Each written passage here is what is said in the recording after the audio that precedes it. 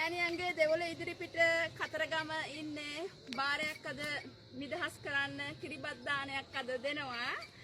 ඉතින් දෙවොල ඉස්සරහා ඇවිල්ලා තියෙන්නේ කතරගම ශ්‍රී මහා භද්‍රකාලී දේවාලය ගාව ඉන්නේ කතරගම.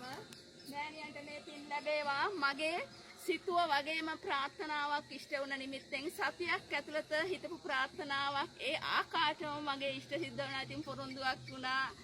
කිරිබත් දානයක් දෙනවා මෑණියන්ගේ දෙවොල ඉදිරිපිට කියලා. ඉතින් ඒ වාරය අද නිදහස් කරන්න ආවා. ලෝවැසි සියලුම දෙනාට ශ්‍රී මා සොහොන් කාලි මෑණියන්ගේ පිහිට ආශිර්වාදයක්, භද්‍ර කාලි මෑණියන්ගේ පිහිට ආශිර්වාදයක්, 33 කෝටියක් දෙවියන් වහන්සේලාගේ පිහිට ආශිර්වාදයක් ලැබේවා. සිතන පතන සෑම සිතුම් පැතුමක්ම ඉෂ්ට සිද්ධ වේවා කියලා ප්‍රාර්ථනා කරනවා.